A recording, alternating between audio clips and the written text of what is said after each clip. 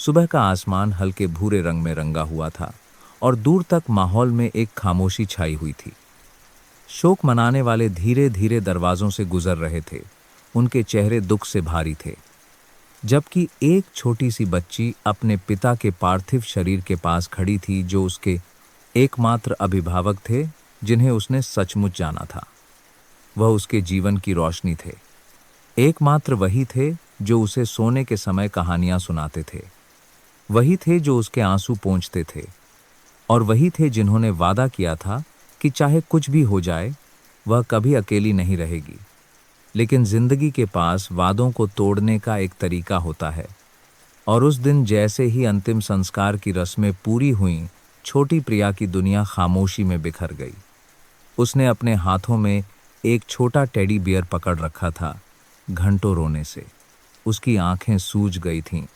उसे अभी तक यह एहसास नहीं था कि उसका दर्द अभी और गहरा होने वाला है। दोस्त और पड़ोसी फुसफुसा रहे थे कि किस्मत कितनी क्रूर हो सकती है, लेकिन उससे कुछ ही फीट पीछे एक ठंडी मुस्कान और अधीर आंखों के साथ उसकी सौतेली माँ खड़ी थी। काले कपड़ों में वह पूरी तरह से एक दुखी विधवा लग रही थी, लेकिन उसके दिल के अंदर दुख की जगह किसी और गहरी चीज ने ले ली थी, नफरत। वह प्रिया को कभी नहीं चाहती थी, उसे कभी भी अपनी नई जिंदगी का हिस्सा नहीं माना। और अब जब पिता चले गए थे तो उसे रोकने वाला कोई नहीं था। जब तक अंतिम संस्कार खत्म हुआ, प्रिया का टेडी बियर आंसुओं से भीग चुका था और उसकी सौतेली माँ के शब्द हवा में बर्फीले टुकड़ों की तरह चुभ गए। अब तुम यहाँ की नहीं हो। अगर आप दया, दूसरे मौकों और करुणा की शक्ति में विश्वास करते हैं, जो एक आत्मा को तब बचा सकती है जब सारी उम्मीदें खत्म हो जाती हैं, तो कृपया एक पल निकालकर लाइक, कमेंट, शेयर और दया का कोना को सब्सक्राइब करें। आपका समर्थन हमें दुनिया भर के और लोगों तक आशा और मानवता की कहानियां पहुंचाने में मदद करता है। दिन लंबा खिंचता गया, सूरज बादलों को चीरकर निकल आया और शोक मनाने वाले एक एक करके चले गए। प्रिया, जो एक सादे क्रीम रंग की फ्रॉक में थी, जो उसके नाजुक शरीर पर बहुत बड़ी लग रही थी, उसे उस बड़े घर में घसीटकर वापस ले जाया गया जहां उसने कभी आराम महसूस किया था। अब वह घर घर जैसा महसूस नहीं हो रहा था। उसकी सौतेली माँ ने कोई समय बर्बाद नहीं किया। उसके दराजों से कपड़े खींचकर निकाले गए, लापरवाही से एक पुराने सूटकेस में भरे गए और ड्राइववे पर ऐसे फेंक दिए गए जैसे प्रिया सामान से ज्यादा कुछ नहीं थी। छोटी बच्ची की आवाज भर्रा गई जब उसने विनती की, प्लीज माँ, मुझे माफ कर दो। हालांकि उसने कुछ भी गलत नहीं किया था। उसने सोचा कि शायद अगर वह ये शब्द कहेगी तो उसकी सौतेली माँ का दिल बदल जाएगा। लेकिन इसके बजाय उसके सिर पर ठंडे पानी की एक बाल्टी डाल दी गई, जिससे उसका छोटा शरीर भीग गया। उसके आंसू अब उसके गालों पर बहती बर्फीली बूंदों के साथ मिल रहे थे। राहगीर फुसफुसाए, लेकिन उन्होंने हस्तक्षेप नहीं किया। वे शामिल होने से डरते थे। सड़क के पार एक आदमी ने दुख में अपना सिर हिलाया, लेकिन जल्दी से चला गया, जैसे कि यह दृश्य सहन करने के लिए बहुत भारी था। प्रिया की सौतेली माँ ने ताना मारा और दरवाज़ा जोर से बंद कर दिया।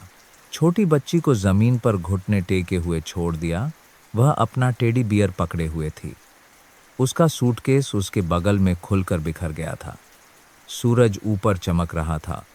दुनिया पक्षियों के गीत और गर्मियों की गर्मी से जीवंत थी। फिर भी प्रिया के लिए यह उसके जीवन का सबसे ठंडा दिन महसूस हो रहा था।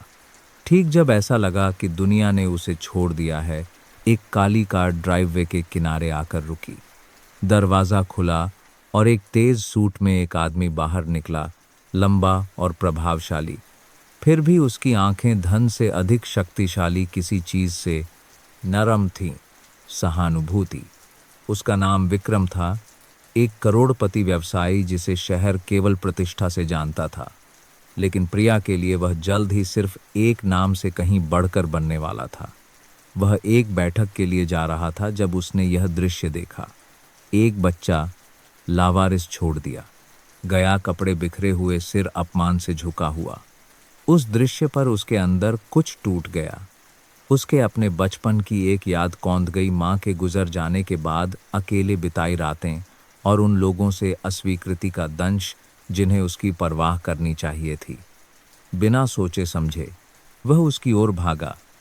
प्रिया ने कदमों की आहट सुनकर अपना सिर उठाया। एक पल के लिए उसे लगा कि शायद उसके पिता वापस आ गए हैं उसे बचाने के लिए, लेकिन यह विक्रम था। वह उसके बगल में घुटने टेककर बैठ गया, इस बात को नजरअंदाज करते हुए कि उसका महंगा सूट उसके चारों ओर पानी के पोखर से भीग रहा था। उसने धीरे से उसके कंधे पर एक हाथ रखा और एक दृढ़ लेकिन करुणा से भरी आवाज में कहा, यह सब यहीं खत्म होता है। अब तुम्हारे साथ कोई भी ऐसा व्यवहार नहीं करेगा। ये शब्द हवा में ऐसे लटक गए जैसे पत्थर पर उकेरा गया कोई वादा हो। उसकी सौतेली माँ हंगामा सुनकर गुस्से से लाल चेहरे के साथ बाहर भागी। उसने विक्रम पर अपमानों की बौछार कर दी प्रिया को एक बोझ बताया और जोर देकर कहा कि वह उससे कोई लेना देना नहीं रखना चाहती। लेकिन विक्रम जरा भी नहीं हिचकिचाया। उसने उसकी आंखों में देखा और घोषणा की, अगर तुम उसके पिता के अंतिम संस्कार के बाद उसे छोड़ सकती हो तो तुम माँ कहलाने के लायक नहीं हो। मैं इसे ले जाऊंगा। आज से यह अब लावारिस नहीं है। जो भीड़ जमा हो गई थी वह हाँफने लगी, हवा में फुसफुसाहट फैल गई। क्रूर सौतेली माँ जम गई, यह महसूस करते हुए कि वह विक्रम से नहीं लड़ सकती, न केवल उसकी दौलत के कारण बल्कि उसके शब्दों में अधिकार और ताकत के कारण। एक गुस्से भरी सांस के साथ वह अंदर वापस मुड़ी। एक बार फिर दरवाजा पटक दिया। प्रिया के लिए उस पटक का मतलब अब अस्वीकृति नहीं था, इसका मतलब था आज़ादी। विक्रम ने उसका सूटकेस उठाया, ध्यान से जमीन पर गिरे टेडी बियर को उठाया और प्रिया का कांपता हुआ हाथ पकड़ लिया। अंतिम संस्कार के बाद पहली बार उसने अपनी छाती में गर्मी की एक झलक महसूस की। वे दोनों कार की ओर चले, उस घर से दूर जो क्रूरता की जेल बन गया था। आने वाले दिन आसान नहीं थे।